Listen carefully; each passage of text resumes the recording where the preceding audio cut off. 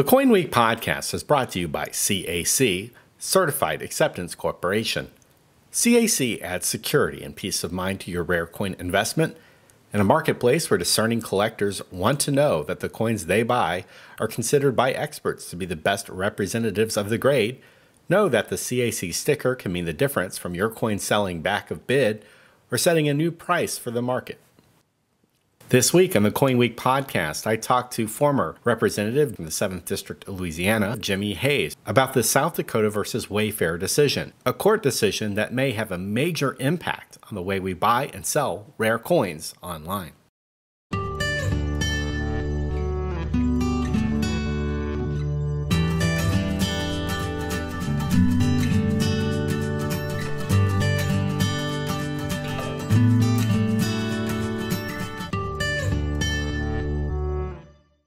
Hi, Jimmy. Thanks for joining me on the CoinWeek Podcast. Well, I'm glad to be here, and I'm glad to reach some of your audience with the important consequences of the Supreme Court decision in the Wayfair case. So for collectors who've not had the opportunity to meet you, I know many members of our numismatic community have had the privilege of meeting you and talking to you at various coin conventions, myself included. But you are a legendary collector in your own right. You built a great collection, and many of the coins bearing your pedigree have also appeared in a number of the most famous collections in the history of the hobby, most recently the Poe collection.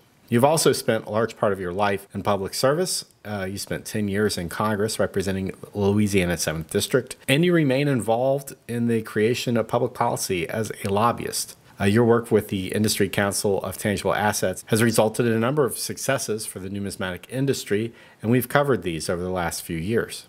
I thought it was very important for collectors and dealers to understand the ramifications of a major court case that has recently been heard. This case can and will have major implications on the way business is conducted online, and as we speak, I'm sure legislation is being drafted at the state assemblies across the country to take advantage of a very narrowly decided 5-4 ruling in the case of South Dakota versus Wayfair. Well, let me first begin with a reference you made, and you're correct. It is a imposition of sales tax on internet sales, but it is an imposition of sales tax on every kind of manner in which a sale is made across state lines. It's an interstate sales tax, and doesn't matter how the sale was made. It could be by telephone solicitation, newspaper ad, someone running a television ad that's seen in another state.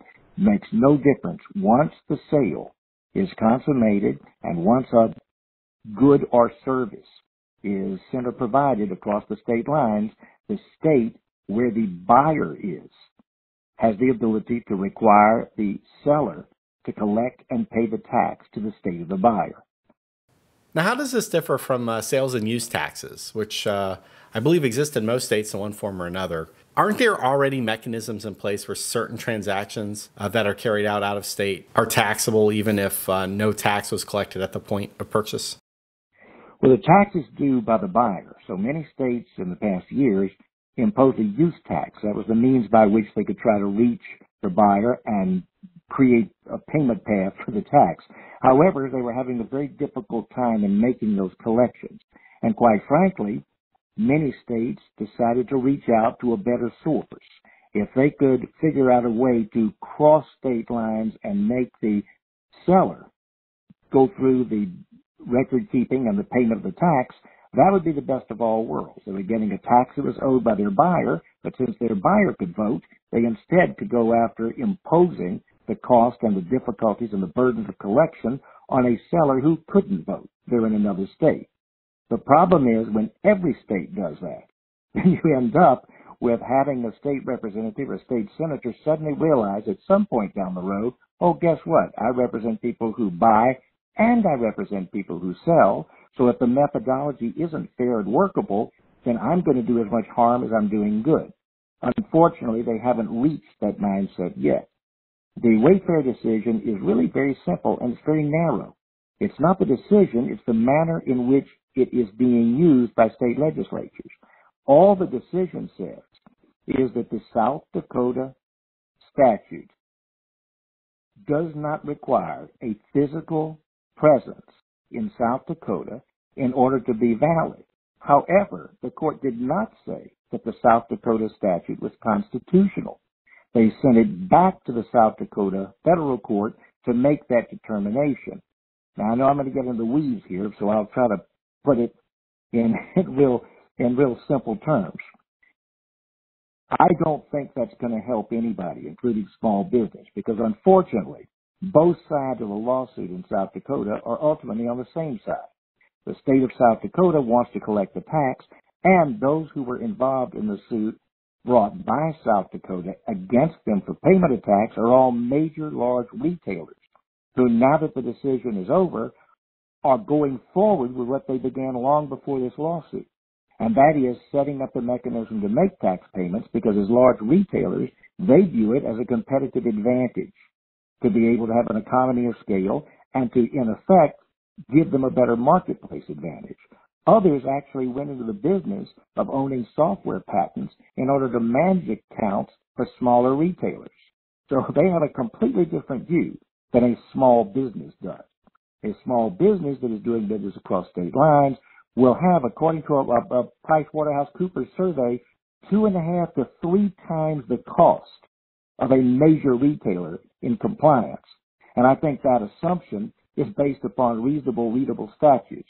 I can tell you right now that I could see anything but reasonable and readable statutes coming out of the rush by every state legislature, believing there's a gold mine, there's a windfall, there's nothing but money to be had and nothing that can be lost. And with that mindset, they're going to push the envelope well past what the United States Supreme Court held in the Wayfair case. When you think about the last 20 years or so, and think about how the internet has created a dynamic and innovative new means for people to communicate and transact business with one another, it created an interconnectivity where, frankly, many fundamental issues regarding its use fell out of the regulatory purview of the states, especially, as we see now as it comes to collecting tax revenue from sales. So obviously the size and the scope of the internet economy is enormous, and its impact is tangible and real for states, where internet sales, I think, now are significantly eating into the brick and mortar retail market and the physical tax collection that goes on. It's almost crazy when you think about it. When I was growing up, the mall was where most Americans in the suburbs, spent their free time and their disposable income. And now, malls struggle because you can just sit at home on your couch in your pajamas and order everything from groceries to dinner to household goods and gifts. So, it's understandable that states would look at the internet and see it as a vacuum that is sucking up massive amounts of tax revenue. But as somebody who's also run an internet business, the costs associated with being forced to comply with the myriad tax regulations coming from up to 50 states boggles my mind. And it seems that this issue is so onerous that the fix really shouldn't be taking place at the state level, but instead at the federal one. The federal level is the one that should have been employed to begin with, and Congressman Goodlatte, who is chairman of the Judiciary Committee in the House of Representatives, has for the last several years been trying to warn Congress that a Supreme Court decision sooner or later was going to impact the manner in which sales and use taxes were currently collected. He has drafted statute after statute, tried to make deals and improvements. This is not a party line issue. It's not Democrats and Republicans. And he has tried to put together coalitions he's not been able to reach because so many of the governors and so many of the state legislatures were insistent that they could do it better than the federal government ever could. I suggest that in this instance, they will do it much, much worse than a federal statute for obvious reasons. The first is there'll be 50 versions that differ from each other. There'll be the possibilities of double taxation, by the way, where you have both your state and the state where you made a sale both claiming the sales tax. You'll have income tax from sales that are alleged to be owed to more than one state. This isn't hypothetical. It just hasn't happened yet. But it's absolutely going to. All you do is read some of these statutes and some of these proposals, and you can see this occur. I suggest to you there's a way to do it a lot better, and I really don't understand why Congressman Goodlatte was having such a difficult time saying, don't make the destination the point of sale. Make the origin the point of the sale. Every state uses origin in terms of its local businesses. Some states have a hybrid where they use a destination on rare occasions, but they begin with the origin. If you did origin and said everyone who's a small business seller or large business seller, use the origin of the sale, pay the tax to that state that, by the way, provides services for them, schools and roads and public improvements. That is thousands of times simpler and fairer. So if you're going to impose the tax, impose it at the right starting point, at the origin point, not the destination point. And you do away with a nightmare. And by the way, not just payment of taxes. How about having to qualify to do business in 40 states? How about having to pay a bond to pay taxes in 40 states? How about having to have audits from 40 other states where they're telling you, by the way, come here, we're not going there, or they're sending you a bill? These are all unintended consequences that a court decision did not address because it wasn't before the court, but which every business owner will have to address the minute they make sales. They talk about a threshold. We have to cross the threshold. Really? When and how? In other words, on January, you make a sale, you're supposed to guess whether you hit the threshold by the end of December. Do you collect then? Do you collect later? If you don't collect then, how do you collect from the buyer who now it's been 10 months since you made the sale? If you have to keep all the paperwork and records and have it trigger, then you may as well not have a threshold. It means that if you sell $10 worth, then you better have $10 worth of records on hand. How did tax legislation affect the coin and bullion industry in your state, Louisiana? The coin and bullion industry was able to make a comeback in the state of Louisiana. Let me make two observations about my home state. First of all, it is the poster child for bad tax legislation. You can talk to some of the brick and mortar shops in Louisiana. Some of them have to pay 3 or 4 different government entities different computed taxes. It is a nightmare for state compliance within the state, much less trying to put together something which someone could guess how to comply with beyond the state. But because Louisiana used some destination tax methodologies, you get to see why they don't work very well. And even those who think that automatically this is going to just work wonderfully, if you start taking a look at the manner in which both a combination of bureaucracy and impossibility of understanding the means by which you compute everything going to the destination, or all the inventive ways around using the destination, you'll understand why the origin point is gigantically better. And I suggest it's financially better because you're able to already have a methodology by which you collect from the seller in sales made within the state by them at that origin. You already have a pathway for them to make their payments, even if they're a little more complicated. You already have a methodology of audit that doesn't require the kind of reach that we're talking about, nor does it require the loss of privacy for the buyer, who, by the way, is in turn going to be discouraged from making purchases in many instances. The way better way to do this is to use the origin, and I don't care which state it is. And by the way, that silly argument about people are going to move. All of a sudden, if it's a tax that doesn't have a state tax, everybody's going to move there to sell. Okay, Washington and Oregon are next to each other. I looked at the geography. They haven't moved since I looked at it last. One of them, by the way, has a sales tax but no income tax. The other has an income tax but no sales tax.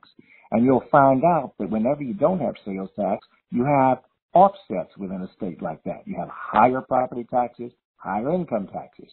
People do not run back and forth from Oregon to Washington because they're going to buy or sell a car. That has never proven true for the 5 states that don't have sales taxes. And it's not going to prove true because there's a federal obligation that allows collection of taxes that takes into consideration the means by which the non-sales tax states will be treated fairly along with those that have sales tax system. And as you said, this isn't a partisan issue. I think neither party holds a monopoly on drafting bad legislation. But why is it you think that this very obvious issue has taken so long to be addressed with logical, practical, and frankly good legislation? I don't know. I don't think your program is long enough to even make a list of things that the federal legislative arm in Congress should have thought of in advance to the reaction that ultimately occurred. This issue, simply like so many others, has not hit yet and usually Congress reacts. It's not proactive, it's reactive. In fact, you remember George Carlin, the great comedian? He used to say the opposite of progress is Congress. And in this instance and many others, it will take the burden to be felt. It will take those who have not been heard to start complaining. It will take members of the Senate and members of the House to hear from small businesses saying this is insane. It will take the economic impact of the loss of total revenues because of fewer transactions or alternatives that do not result in the same kind of sales tax, use tax, and by the way, local income taxes. Then there'll be the reaction that's needed. I hope that's sooner and not later. Do you think this case might undo the progress that has been made in recent years in terms of bullion and coin tax exemptions? Well, here's what happened. Usually, in the past, a dealer was interested in his home state because he wanted to be on equal footing. In other words, if you could have an exemption, hopefully a complete exemption of all numismatic-related products, but at least an exemption of bullion and major sales items, then he wasn't going to be at a disadvantage to the citizens of his own state who could buy across state lines and not have to pay a sales tax.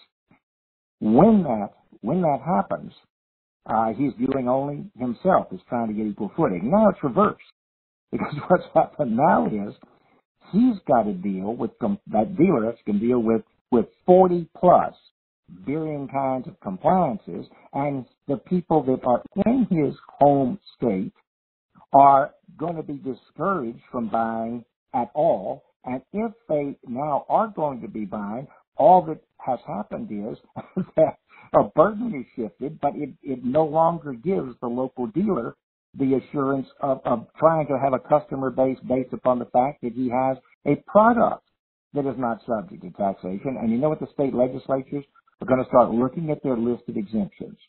The fewer exemptions, the more money. And the old argument of the dealer that, well, I can't compete is going to be met with an argument, oh, yes, you can. Now, all of you are competing. It's even now, which is absolutely not accurate, but is the short method of saying, I'm really not interested in that. There's more money to be had by removing your exemption. And the pressure to remove exemptions, partial and full, is going to be great. So getting into the reality business, I want people to understand, as they're listening to this, that, you can predict what might happen with the passage of certain legislation, but the reality is that the issues resulting in the passing of badly worded or badly informed legislation can be actually quite worse than anybody can anticipate, because you can't really predict everything that's going to happen because of a law. With an issue like this, where the South Dakota versus Wayfair case was a test case, where do you see things going in the state and federal level, and should buyers and sellers of coin and bullion specifically be concerned? I think the marketplace will be in uncertainty for a while because statutes won't be passed instantly. They will, however, start hitting in months, not years, because you have some legislatures that couldn't meet fast enough. You had several that have already met and made changes in their state statutes. You have some that don't begin until January of 2019. You have others that 7 or 8 where they're already sending notices now. Some of your audience that buys from the major auction houses, I know that both Stacks Bowers and Heritage sent out notices that they will now be collecting from, and they listed the states. I believe there are 7 or 8 states, that if you are buyers from those states, they will be collecting the appropriate sales tax as a result of Wayfair.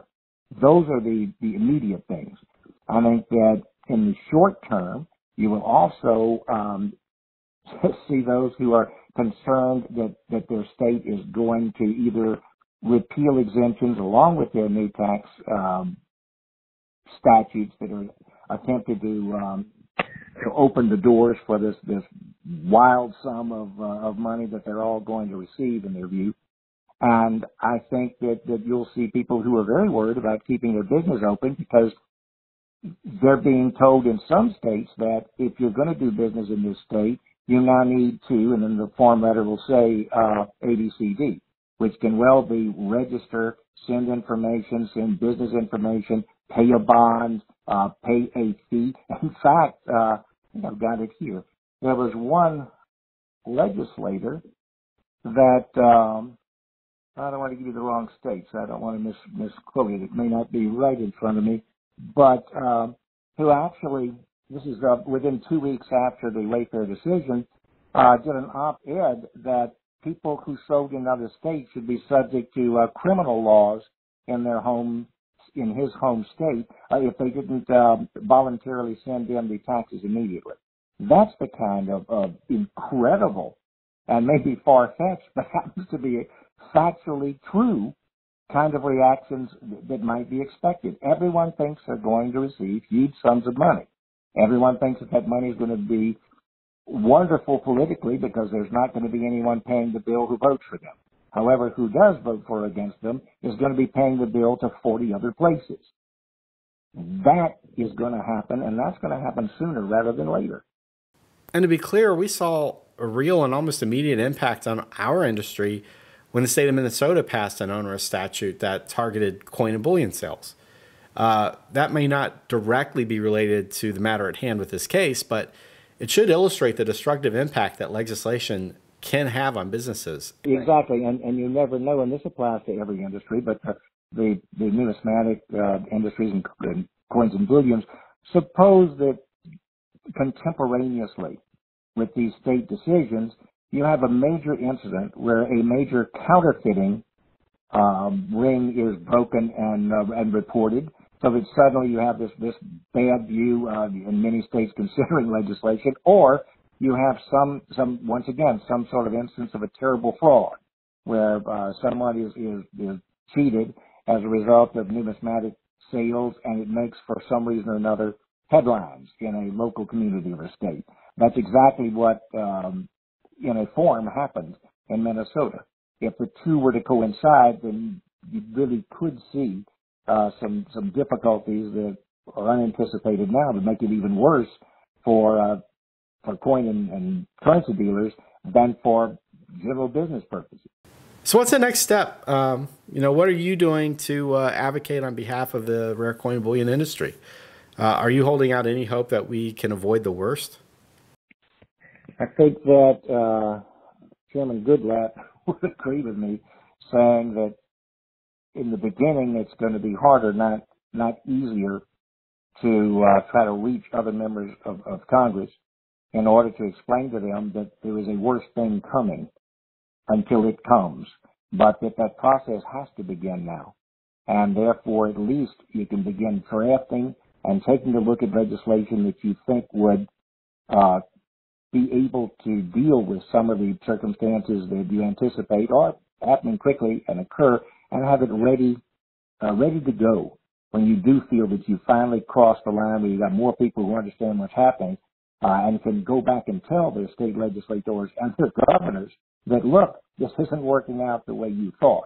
You're not just collecting money from other states, you're losing money in your state, and you're burdening small business in your state, and you're causing harm to tax collections on income tax, ad valorem, and every other kind of property tax in your state.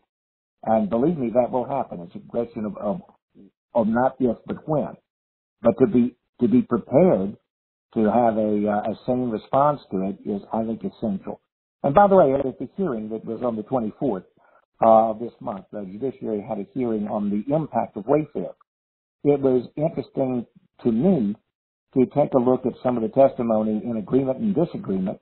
And interestingly enough, those who were in agreement with both of the Wayfair decision and some of the reach that I think is going to occur, they all thought in terms of large businesses. There was virtually no representative of a small business or small business community who was saying the things we're saying. Who was saying the things that those opponents are saying.